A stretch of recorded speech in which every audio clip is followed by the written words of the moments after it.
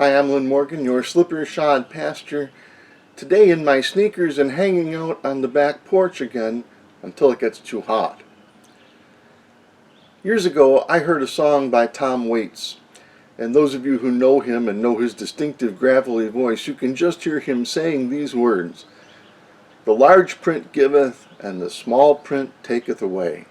And I thought when I heard that, yep, that is the wisdom of the world.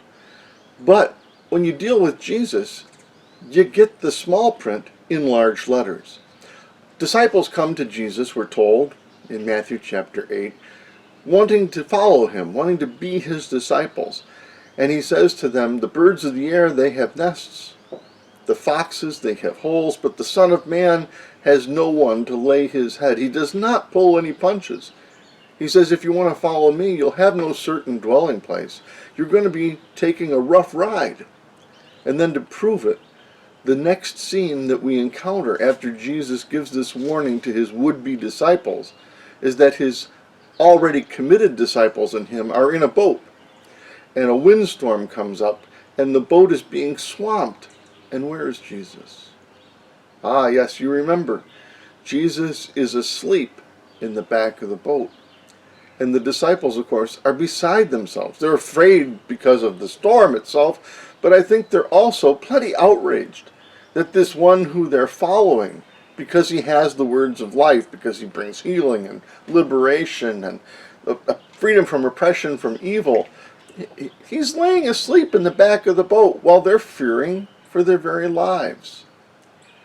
And so it has been with every disciple who has ever followed Jesus. There are times when we are sure that the boat's going down, that the wind is going to overwhelm us, that we just can't endure another minute.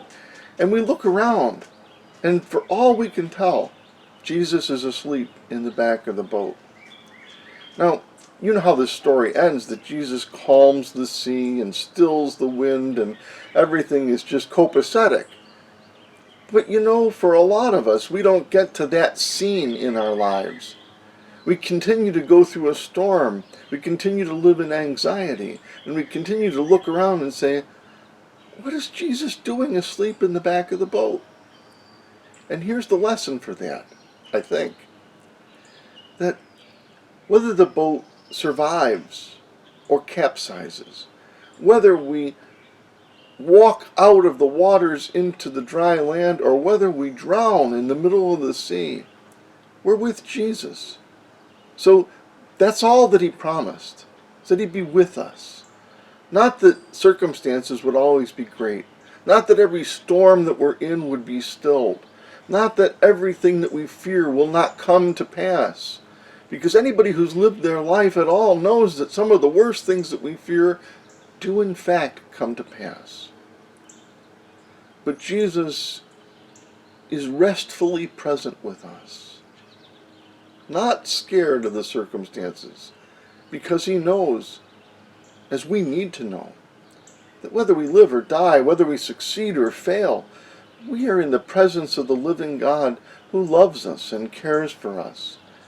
And that's all that we can count on and all that we need.